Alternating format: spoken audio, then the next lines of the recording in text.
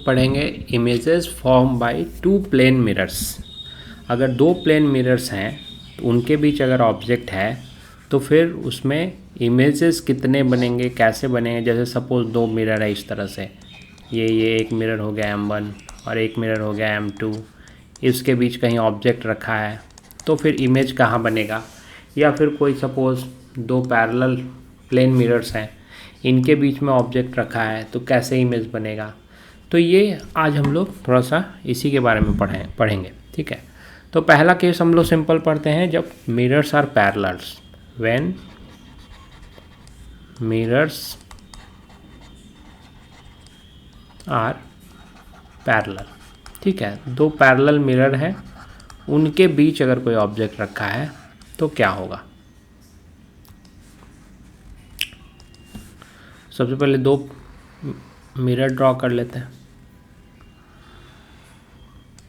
ये दो मिरर है, इसके बीच में कोई ऑब्जेक्ट, तो ऊपर तक ले जाते हैं इसको।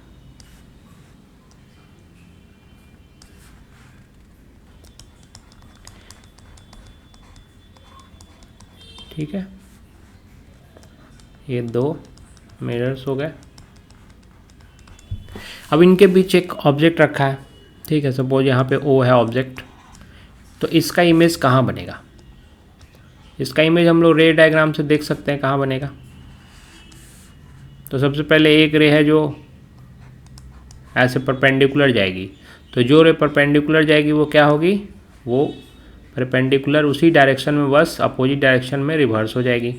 अब सपोज कोई दूसरा एक और रे ले लेते हैं, एक ये रे, ये जाती है ऐसे, तो ये फिर यहाँ से क्या होगी, ये रिफ्लैक्ट हो जाएगी। रिफ्लैक्ट होकर सपोज यहाँ पहुँचती है। ठीक है, तो रिफ्लैक्ट होगी तो अब एक रे तो इधर आई थी और ये रिफ्लैक्ट हुई, तो इसका जो पॉइंट ऑफ इंटरसेक्शन होगा पीछे, यहीं पे इसका इमेज बनेगा। सपोज ये पहला इमेज हुआ, ये M1 मिरर था,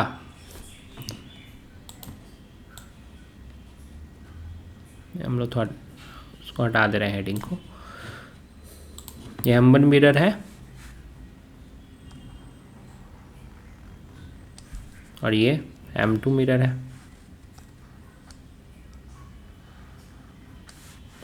M1 है और ये क्या है, M2 है, ये M1 है। ठीक है, तो ये पहला इमेज हो गया।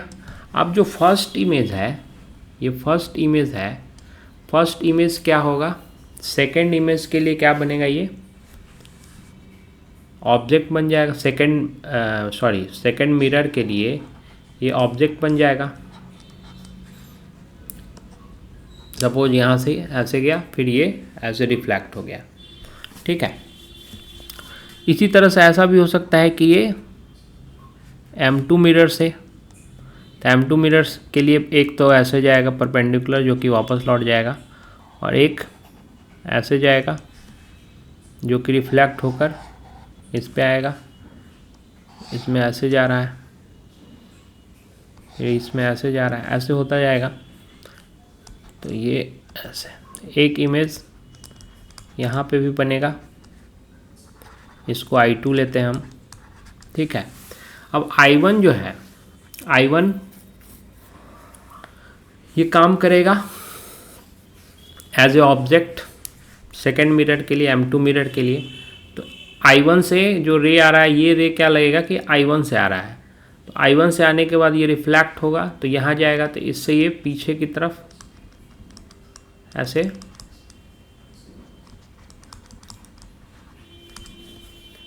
कहीं यहाँ पे ये दिखेगा। सपोज इसको I3 बोल दिया हमने। ठीक है, एक रे तो ऐसे ही जाएगा ये, और एक रे यहाँ से आएगा। ठीक है, तो ये एक यहाँ पे I3 बनेगा। उसी तरह से फिर इसका ये जो रे इधर जा रही है और फिर यहाँ से ऐसे रिफ्लेक्ट होगी, तो इसकी वजह से ये एक्चुअल में किसका रे है, ये I2 से ये रे आ रही है और ये रिफ्लेक्ट होकर इधर जा रही है, तो ये I2 का इमेज यहाँ पे बन जाएगा I2 डैश ऐसे सपोज लिखते हैं, I2 डैश I2 का इमेज है, और यहाँ पे I3 नहीं देते हैं, इसको हम लोग लिख लेते हैं I1 डैश। I1 डैश से पता चला कि I1 का इमेज है। उसी तरह से ये I2 का इमेज है, तो इसको I2 डैश से डिनोट कर रहे हैं। तो इस तरह से इनफाइनाइट टाइम्स जो है इमेजेस बनते रहेंगे। तो दो प्लेन मिरर जब भी रखा रहेगा तो उसके बीच टोटल नंबर ऑफ इमेजेस कितने होंगे, तो total number of images infinite होंगे। ठीक है, ये आप देखते होंगे जब आप अपना हेयर कटिंग कराने जाते होंगे नाई की दुकान या बार्बर शॉप में, तो वहाँ आप देखेंगे तो आप बैठे रहेंगे और आपके पीछे एक मिरर रहेगा और एक सामने मिरर रहता है। आप देखेंगे उसमें तो बहुत सारे इमेजेस अंदर की तरफ दिखते रहेंगे। तो वही वो बहुत अच्छा एग्जांपल है इसका कि दो प्लेन मिरर के बीच अगर कोई ऑब्जेक्ट हो तो उसका इनफाइनाइट इमेज बनता है। ठीक है, अब इसी पे बेस्ड एक छोटा सा प्रॉब्लम हम सॉल्व करते हैं। सपोज दो प्लेन मिरर है, एक ये है एक ये है। ठीक है, इस दोनों के बीच एक ऑब्जेक्ट है यहाँ पर। ठीक है, थोड़ा और इधर ले लेते हैं, sorry.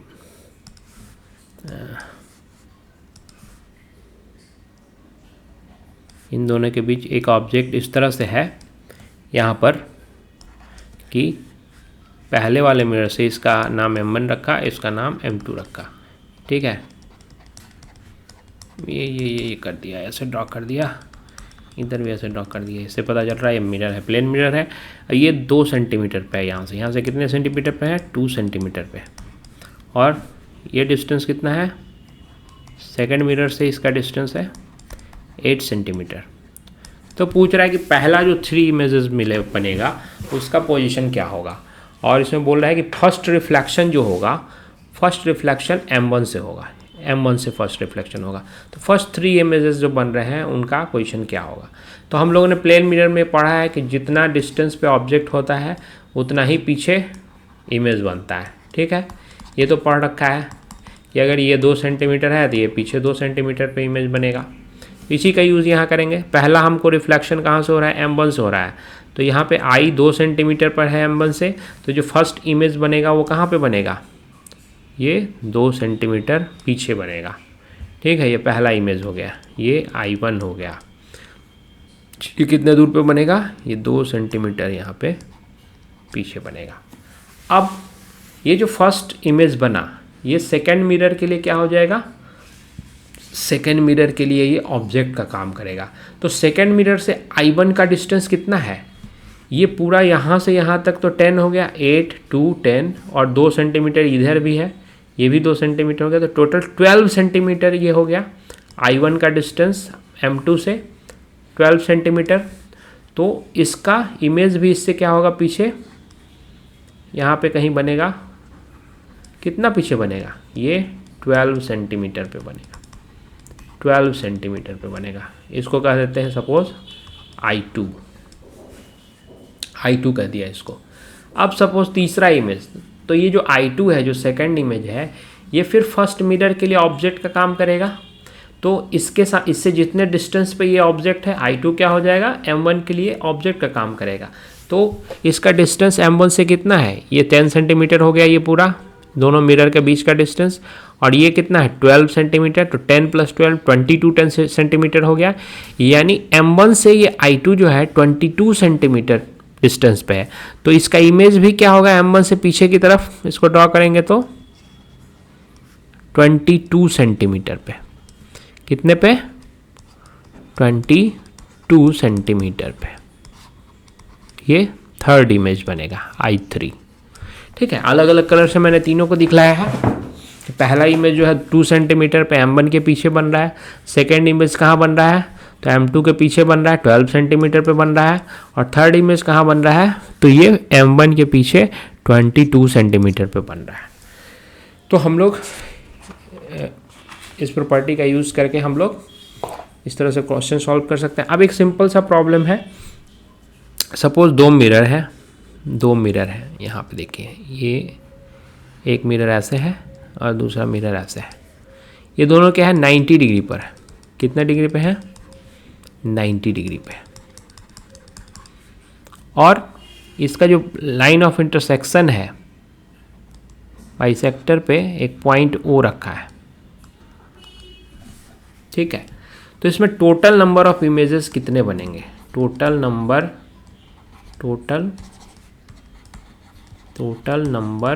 Of images is equal to what? कितने इमेजेस बनेंगे? ठीक है, तो सिंपल है।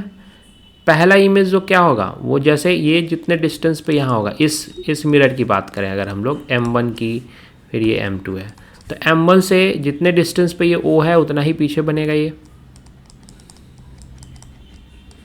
सपोज यहाँ पे बन रहा है, ये सपोज इसको I1 मान लिया, एक इमेज तो यहाँ बन जाएगा। एक इमेज क्या होगा इसके पीछे M2 से जितना इधर है उतना ही नीचे ये बन जाएगा, ऐसे ये हो जाएगा I2। अब थर्ड इमेज कहाँ बनेगी? इसके लिए हम लोग क्या करते हैं, इसको थोड़ा सा आगे बढ़ा देते हैं, सॉरी यहाँ बढ़ा दिया, और इसको भी थोड़ा सा पीछे की तरफ ऐसे ड्रॉ कर दिया, ठीक है। तो अब क्या होगा, अब अगर हम सपोज इसको यहाँ आगे की तरफ बढ़ा हुआ मानते हैं, तो इसकी इमेज कहाँ बननी चाहिए? कुछ जितना ये डिस्टेंस पे है उतना ही यहाँ नीचे बनना चाहिए।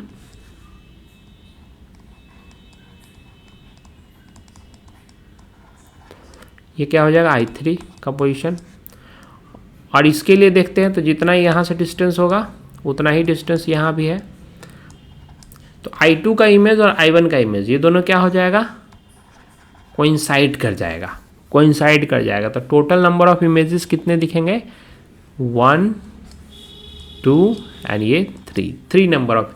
अगर दो परपेंडिकुलर मिरर्स हैं और उनके बाइसेक्टिंग लाइन पे जो है अगर कोई ऑब्जेक्ट रखा हो तो उसके टोटल कितने इमेज बनेंगे? 3 इमेज बनेंगे। और यहाँ एक बहुत ही इंटरेस्टिंग चीज़ दिखेगी आपको, ये देखिए, वो अगर हम ये दो ट्रायंगल ले रहे हैं, ठीक है, तो इस ट्रायंगल में क्या है, ये ऑब्जेक्ट डिस्टेंस है, सपोज इसको P मान लिया, तो OP क्या है, ऑब्जेक्ट डिस्टेंस है, और PI2 क्या है, ये इमेज डिस्टेंस है। तो जितना डिस्टेंस पे ऑब्जेक्ट होता है उतना ही डिस्टेंस पे पीछे इमेज होता है। ये तो प्लेन मिरर का मेन प्रिंसिपल है। तो यानी ये और ये साइड दोनों क्या हो गए, इक्वल हो गए। अब क्या है, ये साइड जो है ये तो कॉमन है दोनों में। सपोज यहाँ पे हम लोग ये T मान लिया, सपोज T, तो ये TP क्या है, इस ट्रायंगल में भी है और इस ट्रायंगल, दोनों ट्रायंगल में है ये TP जो है ये दोनों ट्रायंगल में है, ठीक है। तो ये कॉमन हो गया। तो अगर एक ट्रायंगल है, दो ट्रायंगल हमको दिए हुए हैं, दो ट्रायंगल में ऐसा दे रहा है कि एक साइड इक्वल है इसके, एक साइड इक्वल है इसके। जब दो साइड्स इक्वल हो जाते हैं तो डेफिनेटली थर्ड साइड अपने आप इक्वल हो जाता है। क्यों? क्योंकि यहाँ पे देखेंगे तो ये क्या है, ये 90 डिग्री एंगल भी सेम मिल रहा है हमको, एक एंगल भी सेम है, ठीक है। दो साइड्स इक्वल हैं और एक एंगल से इक्वल हैं, तो इसका मतलब क्या है, ये दोनों क्या हो जाएंगे, कॉन्ग्रुएंट ट्रायंगल हो जाएंगे। तो कॉन्ग्रुएंट ट्रायंगल हो जाएंगे तो डेफिनेटली जो तीसरा है, ये वाला साइड जो है, ये इसके इक्वल हो जाएगा। यानी ऑब्जेक्ट का जितना डिस्टेंस यहाँ सेंटर से है, ये मिरर का जो इंटरसेक्शन पॉइंट से, उतना ही इधर इमेज का भी डिस्टेंस होगा, क्योंकि ये OT और TI2 दोनों इक्वल हो जाएंगे। इसी तरह से यहाँ पे हम लोग देखते हैं, अगर यहाँ से एक ड्रॉ करते हैं ट्रायंगल, यहाँ पे सपोज ये लाइन एक खींच दिया, तो यहाँ भी क्या देखते हैं कि ये और ये इक्वल होगा, क्योंकि ये ऑब्जेक्ट का डिस्टेंस है मिरर से और ये इमेज का डिस्टेंस है, जो कि दोनों सेम होता है M1 मिरर के लिए, ठीक है। उसी तरह से ये जो साइड होगा, ये साइड क्या है, दोनों में कॉमन है, दोनों ट्रायंगल में। अगर यहाँ पे Q मान लेते हैं यहाँ पे, ठीक है, तो ये कॉमन है और ये 90 डिग्री है, ये 90 डिग्री है, ठीक है। तो दो साइड्स इक्वल हो गए और एक एंगल इक्वल हो गया, तो दैट मीन्स दोनों कॉन्ग्रुएंट ट्रायंगल है, तो ये इसके बराबर ये भी हो जाएगा, ठीक है। ये जो TI1 है ये TO के बराबर हो जाएगा। उसी तरह से सिमिलरली यहाँ भी हम जब ड्रॉ करेंगे, यहाँ भी हम लोग जब ड्रॉ करेंगे एक लाइन यहाँ से, तो यहाँ भी सेम चीज़ होगी, यहाँ भी सेम चीज़ होगी। ये डिस्टेंस ऑब्जेक्ट और ये इमेज का डिस्टेंस है, ये दोनों क्या हो जाएगा, सेम हो जाएगा। इसको सपोज आर मान लिया, ठीक है, ये दोनों सेम हो गया, ये 90 डिग्री होगा, ये 90 डिग्री होगा, और ये दोनों में ये वाला जो है ये तो कॉमन हो गया, ये कॉमन है दोनों ट्रायंगल में, तो डेफिनेटली क्या होगा, ये और ये साइड भी सेम होंगे। यानी हम क्या देख रहे हैं, ये साइड ये साइड ये साइड ये साइड सेम है। यानी हम लोग एक ऐसा कर सकते हैं कि यहाँ से एक सर्कल ड्रॉ करें, एक सर्कल ड्रॉ करें,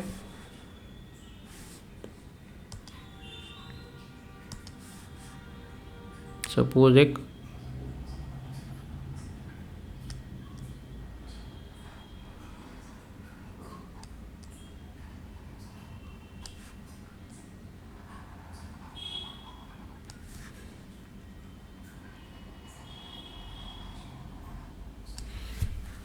सर्कल ड्रॉ करते हैं, तो ये रेडियस की तरह हो जाएगा, ये लाइन ये लाइन ये लाइन, और सब इक्वल है, यानी इक्वल रेडियस है। यानी कि ये एक तरह से ये सारे पॉइंट एक सर्कल पे फॉल कर रहे हैं। ये सारे पॉइंट जो हैं ऑब्जेक्ट और सारे इमेजेस वो क्या हैं, वो सर्कल पे फॉल करेंगे। ठीक है, एक सिंपल सा एक एनालॉजी यहाँ पे निकल गया। If an object is placed between two incline mirrors then several images are produced and all of which lie on a circle with centre of circle located at the point of intersections of the two mirror. ये जो दो mirror हैं इनका जो point of intersection होगा वो centre की तरह काम करेगा और इक्वल डिस्टेंस पे, रेडियस के इक्वल डिस्टेंस पे सारे पॉइंट लाई करेंगे। जो इमेजेस होंगे एंड ऑब्जेक्ट होंगे ये सारे सर्कल पे लाई करेंगे। ये तो मैंने 90 डिग्री दिया, अगर ऐसे भी कोई होता, सपोज ऐसा एक मिरर होता, ठीक है, और कहीं ऑब्जेक्ट यहाँ पे दे देते, तो यहाँ से सिंपली इस रेडियस का एक सर्किल ड्रॉ कर देंगे हम लोग ऐसे, और उसके सारे इमेजेस इसी पे फॉल करेंगे, इसी सर्किल पे सारे इमेजेस बनेंगे। ठीक है, और उसका रेडियस इसके इक्वल होगा। इसका यूज़ करके हम लोग आगे बहुत सारे प्रॉब्लम्स को सॉल्व करेंगे। ठीक है,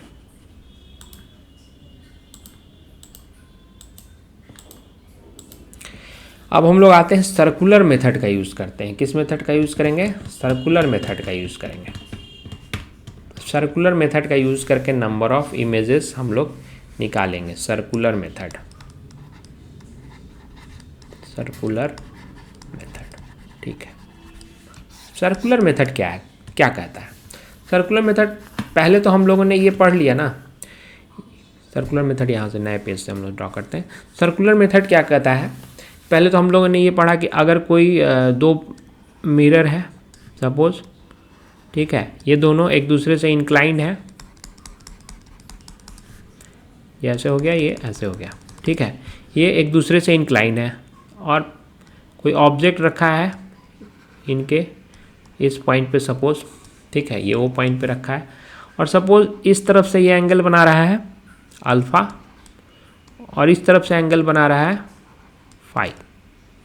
ठीक है, तो टोटल इन दोनों के बीच जो एंगल है सपोज मान लिया वो थीटा एंगल है, और थीटा इज इक्वल टू क्या हो जाएगा, अल्फ़ा प्लस फाई। ये दोनों मिरर के बीच का एंगल है थीटा अल्फ़ा प्लस।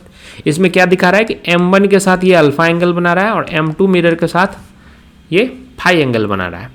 तो अभी हम मैंने क्या बताया कि इसमें जितने भी पॉइंट्स होंगे, ये सपोज अगर इसको हम C मानते हैं सेंटर, तो C से O को लेकर एक CO रेडियस का एक सर्कल ड्रॉ करेंगे, एक सर्कल ड्रॉ करेंगे। ठीक है, और जो भी इमेजेस बनेंगे वो सब इसी सर्कल पे फॉल करेंगे। तो जैसे हमने पढ़ा था कि ये मिरर से जितने डिस्टेंस पे, सपोज ये मिरर है, तो जितने डिस्टेंस पे ऑब्जेक्ट होगा पीछे इमेज भी उतने ही डिस्टेंस पे बनेगी। ठीक है ना, उसी तरह से जितने एंगल पे ऑब्जेक्ट होगा उतने ही एंगल पे इमेज बनेगी। तो जैसे अगर ऑब्जेक्ट जो है इस मिरर से अल्फ़ा पे है, तो इसका इमेज कहाँ बनेगा, सपोज यहाँ बनता है, वो भी कितना होगा, अल्फ़ा ही होगा। ठीक है, ये पहला इमेज हो गया इसका। उसी तरह से अब ये फाई है, M2 फाई पे है, तो यहाँ पे दूसरा इमेज बनेगा I2, वो क्या होगा, इधर से फाई एंगल पे होगा। ठीक है, अब I2 इसके लिए I1 जो है M2 के लिए इमेज का काम करेगा। तो I1 आप देखेंगे तो कितने डिस्टेंस पे दिख रहा है आपको, I1 जो है मिरर से कितने डिस्टेंस पे, कितने एंगल पे है, तो alpha plus theta plus alpha. तो ये पीछे भी कितना होगा, ऐसे ही बनेगा, ये कितने एंगल पे बन जाएगा, इसको सपोज I1 डैश से डिनोट करते हैं, ये I1 का इमेज है। तो ये क्या हो जाएगा, जितना एंगल इधर था मिरर से, यानी 2 अल्फा प्लस फाई था ये, तो इधर भी 2 अल्फा प्लस फाई, यहाँ से M2 से 2 अल्फा प्लस फाई पे बनेगा। इसी तरह से इधर अगर आप ड्रॉ करेंगे, I2 का इमेज सपोज इधर बनता है, ये I2 डैश है। ठीक है, तो I2 कितने एंगल पे है मिरर से यहाँ, तो अल्फा प्लस फाई यानी 2 फाई प्लस अल्फा। तो इधर भी इसका जो है 2 फाई प्लस अल्फा हो जाएगा। ठीक है, तो अगर इसको हम इस तरह से अगर दिखाते हैं,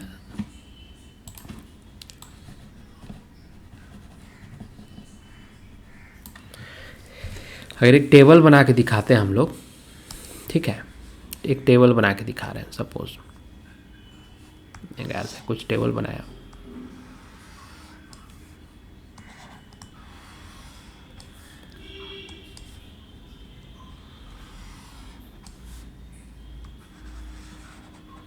सपोज M1 से जो इमेज बनता है और इधर रखते हैं M2 से जो इमेज बनता है। तो पहला M1 से जो इमेज बना वो कितने पे बना, अल्फा डिग्री पे बना, और जो M2 से पहला बना वो कितने पे बना, फाई पे बना। ठीक है, अब जो दूसरा बन रहा है, अभी पहले हम लोग यहाँ पे लिख लेंगे थीटा क्या है, थीटा दोनों मिरर के बीच का एंगल है।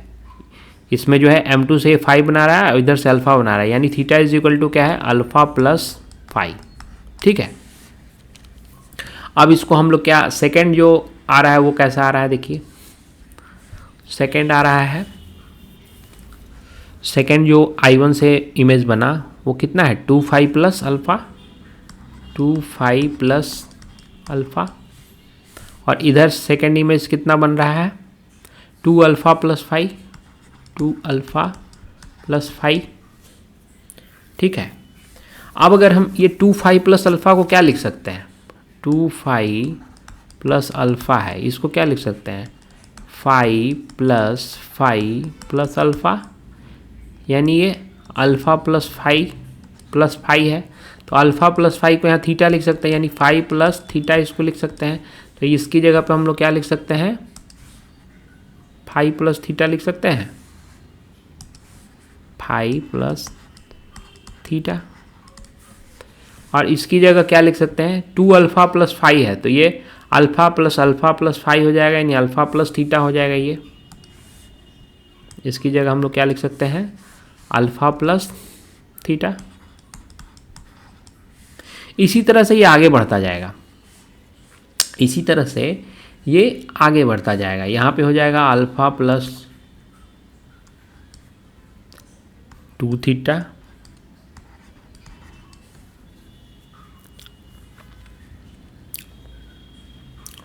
और इधर क्या हो जाएगा इसी तरह से फाई प्लस 2 थीटा। ठीक है, फाई प्लस 2 थीटा, ये बढ़ता चला जाएगा। ठीक है, तो अब हम लोग यहाँ क्या देख रहे हैं, एक यहाँ पे बहुत अच्छा मेथड यहाँ पे लग सकता है, क्रिस क्रॉस मेथड इसको कहते हैं। ऐसे क्रॉस कर देते हैं, इन दोनों के बीच एंगल कितना है, थीटा है, थीटा है। तो अल्फ़ा में यहाँ थीटा जोड़ दिया, फाई में यहाँ थीटा जोड़ दिया, तो ये सेकेंड इमेज का एंगल आ गया। उसी तरह से फिर यहाँ ऐसे ले जाएंगे, ऐसे ले जाएंगे, और बीच में कितना एंगल है, थीटा। तो यहाँ अल्फ़ा प्लस थीटा है, ऐसे बढ़ता जाएगा, ऐसे ऐसे ऐसे ऐसे। ठीक है, तो इधर एंगल कितना है, फाई प्लस थीटा है, तो फिर से इसमें थीटा ऐड हो जाएगा, क्या आएगा, फाई प्लस 2 थीटा। इधर अल्फ़ा प्लस थीटा है तो थीटा ऐड हो जाएगा, तो क्या आएगा, अल्फ़ा प्लस 2 थीटा। इसी तरह और आगे बढ़ते जाएंगे तो और आगे निकलता जाएगा, अब इसमें क्या हो जाएगा 5 + 3 थीटा, और इधर क्या हो जाएगा अल्फ़ा + 3 थीटा। ये कब तक जाएगा, ये तब तक जाता है जब तक कि 180 डिग्री एंगल से लेस हो। Limit till angle is less than 180 degree. ऐसा क्यों बोला जा रहा है 180 डिग्री से नीचे तक क्यों? जैसे सपोज कोई मिरर है, सपोज ये मिरर M1 है, सपोज ये M2 था ना, M2 मिरर है ये, ठीक है। तो इससे 180 डिग्री पे क्या हो जाएगा, 180 डिग्री पे ये हो जाएगा, यहाँ पे आ जाएगा। तो यहाँ पे आएगा तो मिरर तो यहीं तक है ना, यहाँ पे आ जाएगा तब तो इमेज ही नहीं बनेगा, इमेज ही नहीं बनेगा। यहाँ रहेगा तो भी इमेज बन जाएगा, यहाँ रहेगा तो बन जाएगा, यहाँ रहेगा तो कहीं भी रहेगा तो बन जाएगा, लेकिन इसके बाद तो इमेज ही नहीं बनेगा, ठीक है। तो इसलिए 180 डिग्री से लेस देन, 180 डिग्री से लेस देन के लिए ही हम लोग इस क्रिस क्रॉस मेथड का यूज करेंगे, ठीक है। ये सर्कुलर मेथड है, सर्कुलर मेथड को ईजिली याद रखने के लिए ये ऐसे क्रिस क्रॉस किया, लेकिन ये हम लोग पूरा निकालेंगे तो ऐसे ही निकलता चला जाएगा ये, ठीक है। तो ये आप लोग समझ गए। अब हम लोग कुछ इससे कुछ चीज़ डिराइव करेंगे, जैसे कि ये तो हो गया हम लोग, ये सिंपल मेथड है, इससे किसी को भी सॉल्व कर सकते हैं, किसी भी क्वेश्चन को सॉल्व कर सकते हैं। दो मिरर के बीच का एंगल दिया होगा, जैसे अब इसी पे हम लोग एग्जांपल लेते हैं ना, ये आपका जो था 90 डिग्री वाला, ठीक है। सपोज ये 90 डिग्री पे था ना, यहाँ पे था, ठीक है, 90 डिग्री पे था, तो कितने इमेज बनेंगे। अब सपोज ये सिमेट्रिकल है, बीच से जा रहा है, इधर से 45 डिग्री है और इधर से 45 डिग्री है, ठीक है। ये M1 मिरर, ये M2 मिरर, ठीक है, ये M1 एंड M2 मिरर है, ठीक है। तो हम लोग इसका यूज़ करेंगे, इस साइड लिख दिया M1 से जो इमेज बना, इधर लिख दिया M2 से जो इमेज बना। तो M2 से तो पहले क्या, जो एंगल है जितना उतना ही, तो यहाँ पे 45 डिग्री, यहाँ पे क्या हो जाएगा 45 डिग्री। अब क्या होगा, इसके बीच जो एंगल है, एंगल कितना है 90 डिग्री है, तो इसको जोड़ेंगे यहाँ पे। तो 45 में 90 जोड़ा तो 135 डिग्री, इधर 45 में 90 जोड़ा तो 135 डिग्री, ठीक है। तो फर्स्ट इमेज हो गया, ये क्या हो गया सेकेंड इमेज हो गया। अब इधर क्या होगा,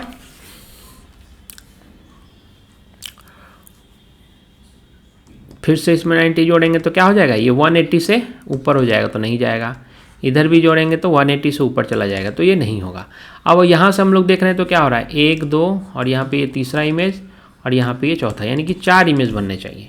लेकिन बनते कितने, हमने देखा था 3 बनते हैं। कितने बनते हैं, 3 बनते हैं। क्यों 3 बनते हैं, क्योंकि जो लास्ट वाला इमेज है वो क्या हो जाएगा, ओवरलैप कर जाएगा। ये जो लास्ट वाला इमेज है ये ओवरलैप कर जाएगा। क्यों, क्योंकि इसके बीच का एंगल जो है ये 90 है। अगर इसको हम लोग जोड़ें तो 135 + 135 270 और ये 90 360। जैसे ही 360 डिग्री हो जाता है तो ये ओवरलैप कर जाता है। तो जो ये और ये इमेज होगा ये क्या हो जाएगा, दोनों ओवरलैप कर जाएगा। यानी टोटल इमेजेस कितने हो जाएंगे, एक यहाँ हो गया, एक यहाँ हो गया, और ये दोनों के बदले एक ही इमेज बनेगा। तो टोटल नंबर ऑफ इमेजेस कितने हो गए, total number of images is equal to कितने हो गए, 3 हो गए, ठीक है। लास्ट वाला इमेज ओवरलैप करेगा। ओवरलैप कैसे जानते हैं, जब दोनों एंगल जो है लेफ्ट राइट, ये जो एंगल है प्लस इनके बीच का जो एंगल है, इन सब का सम अगर 360 डिग्री आ जाएगा तो वो इमेज ओवरलैप करेगा, ठीक है। तो ये चीज़ जान के हम लोग एक छोटा सा एग्जांपल लिए। अब हम लोग उस फॉर्मूले डिराइव करते हैं जिससे कि आसानी से आप देखने के साथ ही बता देंगे कि कितने इमेज बनेंगे। जैसे सबसे पहले क्या करेंगे, थीटा क्या है, एंगल बिटवीन मिरर है, ये याद रखेंगे हम लोग। 2 मिरर है, एक ये हो गया, एक ये हो गया। सपोज M1 है, ये M2 है, इसके बीच का एंगल कितना है, थीटा है। तो पहला केस क्या कहता है कि 360 को आप थीटा से डिवाइड कीजिए। सपोज ये n आया, ये क्या आया, n आया। अगर इफ़ n क्या है, n इज इवन नंबर है। सपोज n क्या हो गया, इवन नंबर हो गया, देन नंबर ऑफ इमेजेस क्या हो जाएगा, number of images is equal to क्या हो जाएगा n-1। जैसे सपोज अभी जो केस लिया था 90 डिग्री पे, तो 360/90 कितना हो जाता है, 4 हो जाएगा। 4 क्या है, एक इवन नंबर है, तो टोटल नंबर ऑफ इमेजेस कितने हो जाएंगे n-1, यानी 4 - 1 दैट इज 3 हो जाएगा। ठीक है, ये एग्जांपल दिया। इसी तरह से सेकंड केस क्या कहता है कि अगर 360 डिग्री बाई थीटा ये आ जाए हमारा ऑड नंबर, क्या आ जाएगा, odd number, if n is odd number, odd number, odd हो जाएगा तो क्या होगा, ऑड हो जाएगा तो सिंपली क्या है, दो केसेस होंगे ऑड में।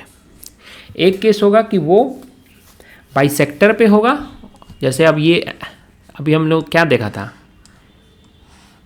ये दो 90 डिग्री पे थे, तो ये बाइसेक्टर पे था ना, ये 45 डिग्री इधर था और 45 डिग्री इधर था, यानी दोनों तरफ सेम एंगल था, और यहाँ पे कोई ऑब्जेक्ट था या यहाँ पे था, कहीं भी था, तो एंगल ऑफ बाइसेक्टर पे रहेंगे तब क्या हो जाएगा, n-1 हो जाएगा। Number of images is equal to n-1 कब, इफ द ऑब्जेक्ट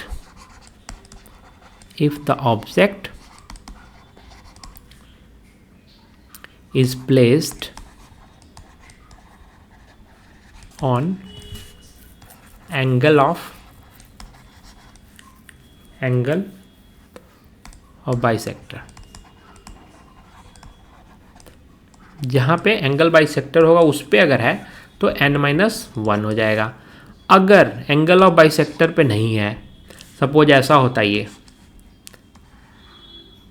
इधर से 30 डिग्री हो जाता है, इधर से 60 डिग्री हो जाता है, तो ये बीच में नहीं है, बीच में नहीं है, तब क्या हो जाएगा, 360 degree by theta is equal to n, और n क्या है, n इज ऑड नंबर, ठीक है। तो नंबर ऑफ इमेजेस हमने बताया कि अगर एंगल ऑफ बाइसेक्टर पे नहीं होगा तब नंबर ऑफ इमेजेस कितना हो जाएगा, n हो जाएगा। कब, if the object is not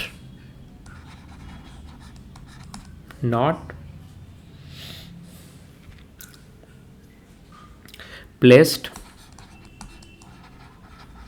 on angle bisector।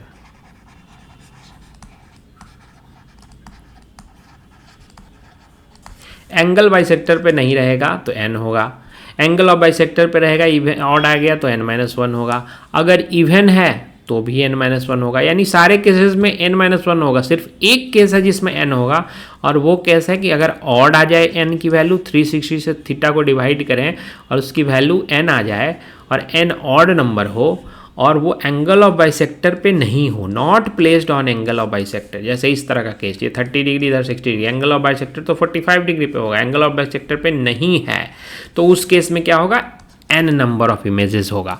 जैसे इसी केस में 90 डिग्री टोटल एंगल है, ठीक है, तो 360/90 हो गया, ये कितना आ गया, 4 आ गया। 4 क्या है, 4 इवन नंबर है, लेकिन ये एंगल ऑफ बाइसेक्टर पे नहीं है, तो नंबर ऑफ इमेजेस कितना हो जाएगा, 4 ही हो जाएगा।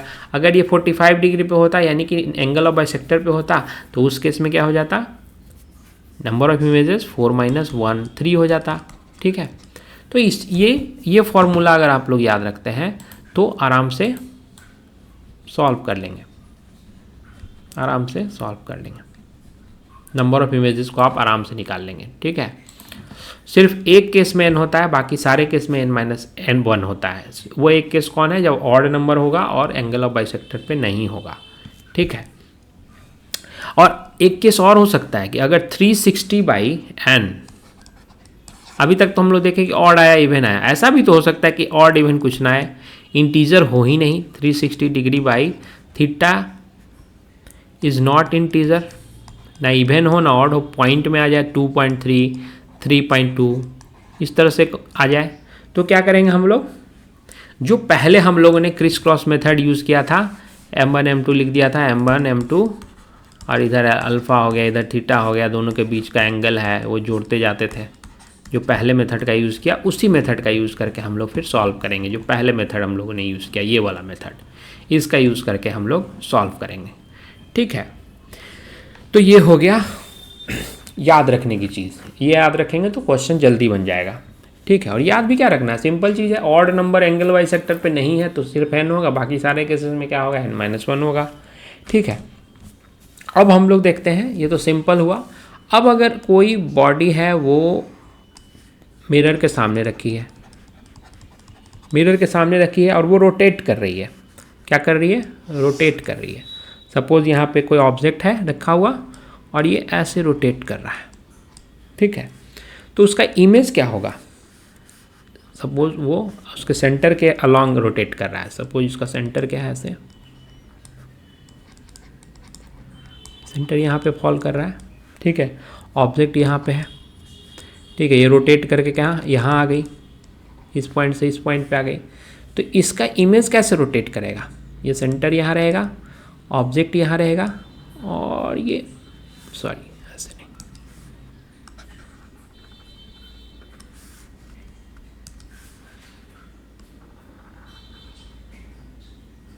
ये इस तरह से कुछ रोटेट करेगा यहाँ पे इमेज, और ये इमेज का सेकंड पोजीशन रोटेट होने के बाद, और इसको ऐसे ऐसे इस सेंटर के अलॉन्ग रोटेट करेगा। यानी कि अगर ऑब्जेक्ट, ये कौन सा डायरेक्शन है, ये क्लॉकवाइज डायरेक्शन है, ये क्लॉकवाइज है, क्लॉकवाइज। तो इमेज कैसे रोटेट कर रहा है, एंटी क्लॉकवाइज। ठीक है, एंटी क्लॉकवाइज। यानी अगर ऑब्जेक्ट रोटेट करेगा क्लॉकवाइज तो ये एंटी क्लॉकवाइज, अगर ये एंटी क्लॉकवाइज रोटेट करता तो ये क्लॉकवाइज। ये भी एक प्रॉपर्टी हो गई मिरर की। अगर कोई एक्सटेंडेड ऑब्जेक्ट है और वो भी रोटेट कर रहा है, ठीक है, सपोज ऐसे कोई ऑब्जेक्ट हो गया इसी तरह का, ऐसे कोई ले लिया और ये इसका एक्सिस ऑफ रोटेशन है, इसके अलॉन्ग ये ऐसे ओमेगा से रोटेट कर रहा है। ठीक है, समझने के लिए थोड़ा सा ऐसे तिकोना बना देते हैं और इधर से फिर से बना देते हैं, एक सेकेंड।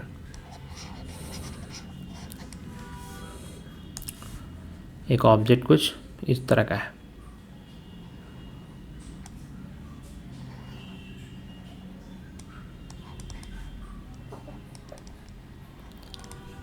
ये। अब इसका इमेज किस तरह का बनेगा, इमेज कुछ ऐसा बनेगा।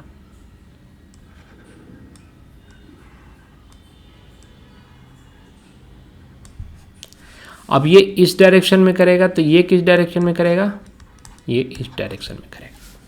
और ये क्या है, ये मिरर है, ये ऑब्जेक्ट हो गया और ये इमेज हो गया।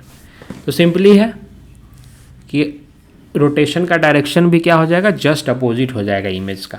ठीक है, तो ये कुछ इंपॉर्टेंट चीज़ें थी।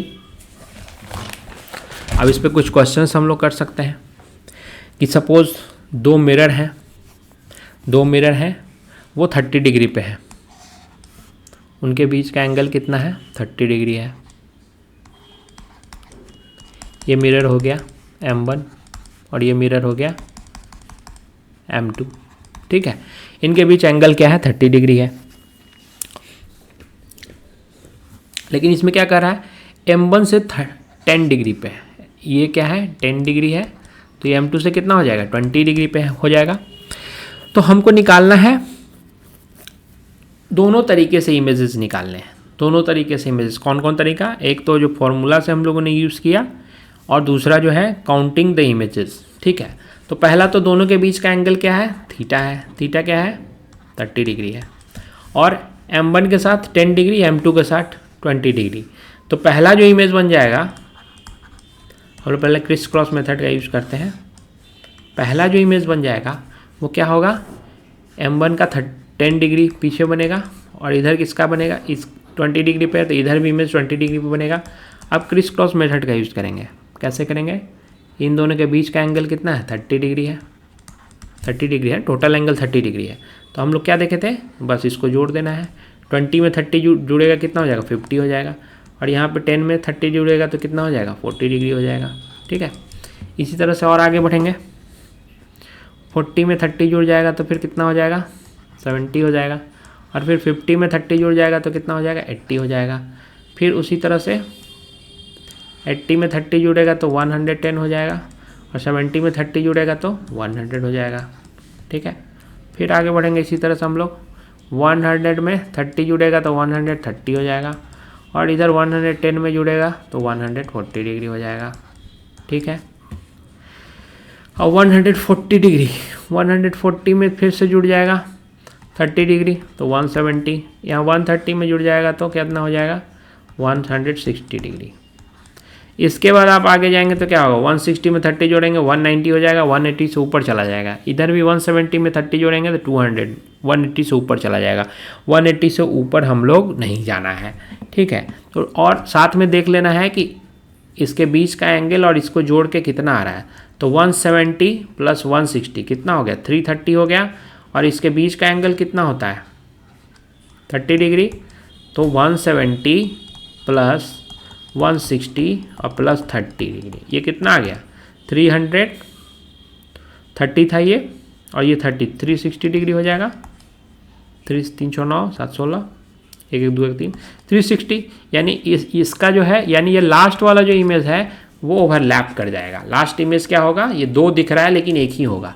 तो टोटल इमेजेस आप काउंट कीजिए यहाँ से, ये कितने हो गए 1 हो गए, 2 हो गए, 3 हो गए, 4 हो गए, 5 हो गया, 6 हो गया, 7 8, फिर 8 के बाद ये कितना हो गया 9, ये 10, और लास्ट वाला क्या होगा एक ही होगा, ये दोनों ओवरलैप कर जाएगा यानी कि 11। यानी टोटल नंबर ऑफ इमेजेस कितने हो गए 11 हो जाएंगे। टोटल नंबर ऑफ इमेजेस 11 हो जाएगा। ये सर्कुलर मेथड का यूज़ करके हम लोग बना लिए। अब हम लोग वो जो इंटीजर वाला मेथड है उसका यूज़ करते हैं। तो 360 से दोनों के बीच एंगल कितना था 30 डिग्री था, 30 से डिवाइड कर दिया तो कितना आया 12 आया। 12 क्या है, इवन है कि ऑड है, इवन है। तो इवन है तो सिंपली क्या हो जाएगा -1 हो जाएगा। तो नंबर ऑफ इमेजेस क्या हो जाएगा, number of images is equal to क्या हो जाएगा 12 - 1 दैट मीन्स 11। तो इस मेथड से काफ़ी टाइम लगेगा, लेकिन इस मेथड से हम लोग तुरंत बना देंगे। तो इस मेथड का यूज़ तभी हम लोग को करना चाहिए जब ये जो डिवाइड करने पे आता है ये इंटीजर ना है। सपोज ये 11.5 आ जाता, तब हम लोग को इस मेथड का यूज़ करना चाहिए था, क्रिस क्रॉस मेथड का। ठीक है, सर्कुलर मेथड का। और अगर इंटीजर आ जा रहा है तो फिर हमको इस मेथड में जाने की ज़रूरत नहीं है। हम लोग इसी मेथड का यूज़ करके आराम से सिंपली हम लोग निकाल लेंगे number of total number of images. ठीक है, तो अब किसी भी तरह का प्लेन मिरर दिया रहेगा, उसके बीच का एंगल आपको मिला रहेगा, तो कितने इमेजेस बनेंगे ये आप आराम से सॉल्व कर लेंगे। ठीक है, आज के लिए इतना ही।